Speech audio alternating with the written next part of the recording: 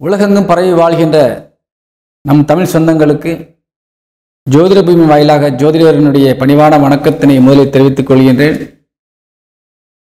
அருள்மிகு ஸ்ரீ வராகி அம்மனை வணங்கி இந்த தமிழ் புத்தாண்டு விசுவாவசு வருடம் நமக்கு எந்தெந்த வகையிலே அனைத்து ராசியினருக்கும் நல்ல பலன்களை அள்ளித்தரப்போகின்றது, எந்தெந்த வகையில் நமது நாட்டு மக்களுக்கு எந்தெந்த வகையிலே நல்ல பயன்கள் கிடைக்கப் போகின்றது, நம் நாடும் நம் நிலங்களும் நாம் வளர்க்கின்ற உயிர்களும் எந்த வகையிலே நமக்கு முன்னேற்றத்தை தர இருக்கின்றது, அல்லது ஏதாவது பாதிப்புகளுக்கு இடர்பாடுகளுக்கு இடையிலே சில சிக்கல்களுக்கு இடையிலே ஏதேனும் ஒரு வேதனை தருமா என்பதையெல்லாம் இப்பொழுது நாம் பார்க்க இருக்கின்றோம்.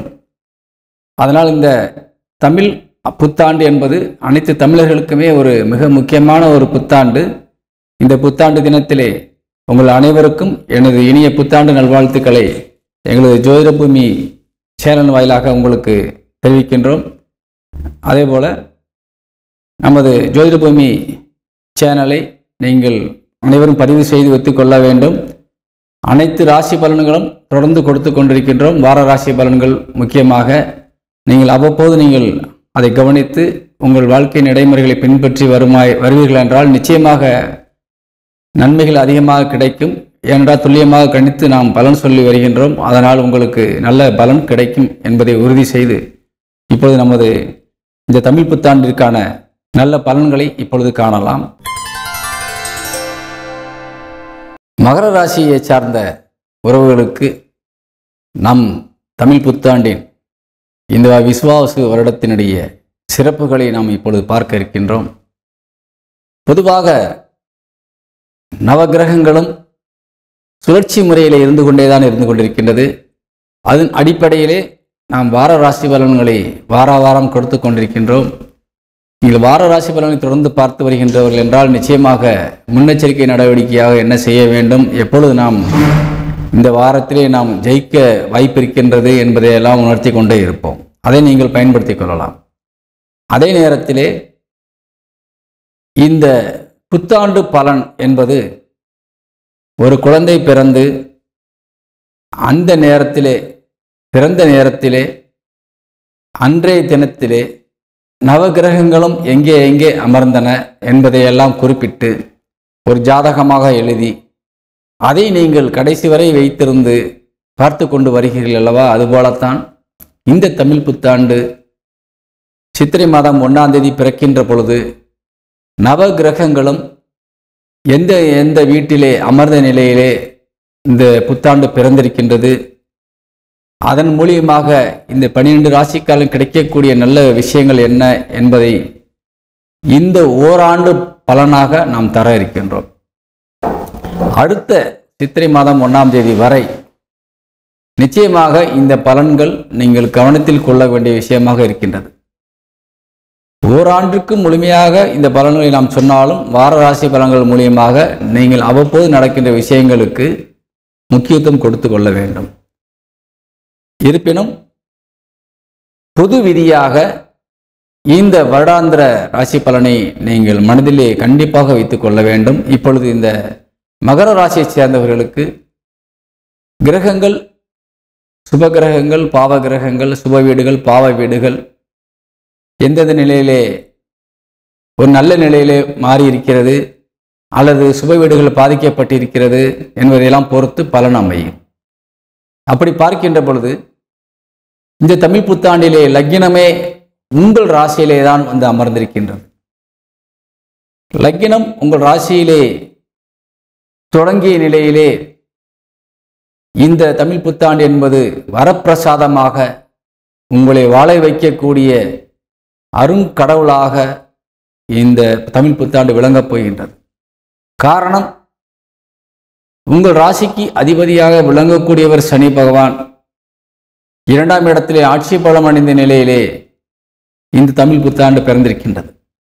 மிக வலிமையானவராக நீங்கள் இந்த ஆண்டு முழுவதும் தொடரப் போகின்றீர்கள். சீரழிந்த உங்கள் குடும்பத்தை சீர்தூக்கி நிறுத்தக்கூடியவராக நீங்கள் விளங்கப் போகின்றீர்கள். கடன்பட்டு கஷ்டப்பட்டு நீங்கள் குடும்பத்திற்கு சோதனைகளை உண்டாக்கியவராக இருந்திருந்தால் அதிலிருந்து மீண்டு குடும்பத்தை ஒரு நல்ல நிலையிலே உயர்த்த நீங்கள் இப்பொழுது வழி கிடைத்தவராக இருக்கப் போகிறீர்கள். சுப வீடுகளான 4, 7, 5, 9 என்ற சுப வீடுகள் உங்களுக்கு சாதகமாக இருந்துவிட்டால் கண்டிப்பாக நீங்கள் இந்த தமிழ் புத்தாண்டிலே வெற்றி பெறுவீர்கள் என்பதிலே எந்த விதமான ஐயப்பாடும் இல்லை. குறிப்பாக 5ஆம் வீடு. 5ஆம் வீட்டிலே மிக பலமான சுபகிரகமான குரு அமர்ந்து விட்டார். 5ஆம் வீட்டிலே குரு அமர்ந்து உங்கள் லாபஸ்தானத்தையும் பார்க்கிறார், அதே நேரத்திலே உங்கள் லக்னத்தையும் பார்க்கிறார், 9ஆம் இடத்தையும் பார்க்கிறார். 9ஆம் இடம் என்பது மிகுந்த முக்கியமான இடமாக கருதப்படுகிறது ஒரு ஜாதகருக்கு. உங்கள் ராசிக்கு 9ஆம் இடத்தையும் 5ஆம் பார்வையாக குரு பார்க்கிறார். உங்கள் ராசிக்கு லாபஸ்தானம் என்று சொல்லக்கூடிய 11ஆம் வீடையும் குரு 7ஆம் பார்வையாக பார்க்கிறார். உங்கள் ராசியையும் குரு 9ஆம் பார்வையாக பார்க்கிறார். இப்படி அமைந்த நிலையிலே இந்த ஆண்டு பிறந்திருக்கின்றது. அதே நேரத்திலே சொத்துக்கள் வாங்கி சுகம் அனுபவிக்கக்கூடிய ஒரு இடமான 4ஆம் வீட்டிலும் 8க்குடைய சூரியன் வந்து அமர்ந்து உச்சபலம் அடைந்திருக்கின்றார். வாரா கடன்கள், இதுவரை உங்கள் கைக்கு எட்டாத பணம், சொத்துக்கள் எல்லாமே உங்களுக்கு கிடைக்கப் போகிறது. அதன் மூலியமாக நீங்கள் வீடுகள் வாங்கப் போகின்றீர்கள், நிலங்கள் வாங்கப் போகின்றீர்கள். அதே போல வண்டி வாகனங்கள் வாங்கி அதன் மூலியமாக நீங்கள் நல்ல சந்தோஷத்தை அனுபவிக்கப் போகின்றீர்கள். காரணம், சனி பகவானுடைய அனுக்கிரக பார்வையும் 2ஆம் இடத்தில் இருந்து 4ஆம் இடத்திற்கு கிடைத்துக் கொண்டிருக்கின்றது. இவையெல்லாம் நாம் அடைந்தே தீர வேண்டும் என்ற எண்ணம் உங்களுக்குள்ளே இருக்கின்றது. காரணம், உங்கள் லக்னாதிபதியே சனிதான். தொழில் ரீதியாக உங்கள் ராசிக்கு 10ஆம் இடத்திலே சந்திரன் வந்து அமர்ந்திருக்கின்றார், 7க்குடையவன். 7ஆம் வீடு ஒரு சுப வீடு, கடக வீடு. 10ஆம் வீடும் உங்களுக்கு சுப வீடு தான், துலாம் வீடு. துலாம் வீட்டிற்கு அதிபதியாக வழங்கக்கூடிய ஒரு சுக்கிரன் ஒரு சுபகிரகம், 7க்குடையவன் சந்திரனும் சுபகிரகம். இப்படி 10ஆம் இடம் மிக சிறப்பானதாக மாறி இருக்கின்றது. அந்த 10க்குடையவன் சுக்கிரன் உச்சபலம் அடைந்த நிலையிலே இருக்கின்றார், ஒரு சுப வீட்டில் அமர்ந்திருக்கின்றார். அந்த சுப வீட்டிற்குரிய கிரகம்தான் குரு. உங்களுக்கு தேவையான அத்தனை பார்வைகளும் பார்த்து கொண்டிருக்கின்றார். அதனால் தொழில் ரீதியாக, தொழில் சார்ந்து படித்து முடித்த இளைஞர்களுக்கு வேலைவாய்ப்பு கிடைக்கும். வேலையே கிடைக்காமல் கஷ்டப்பட்டு கொண்டிருந்த மகர ராசியை சேர்ந்தவர்களுக்கு வேலையிலே சேரக்கூடிய வாய்ப்பு இருக்கிறது. நீண்ட நாட்களாக பணி நிமித்தமாக எந்த ஒரு உத்தரவும் கிடைக்காமல் இருக்கின்ற அனைவருக்குமே பணி நிரந்தரம் செய்யப்படுகிறது. அரசு துறை சார்ந்தவர்களுக்கு மிகுந்த மரியாதை தரக்கூடிய வகையிலே ஒரு சிறப்பான ஒரு வேலை வாய்ப்புகளிலே முக்கியத்துவம் தரப்படுகிறது.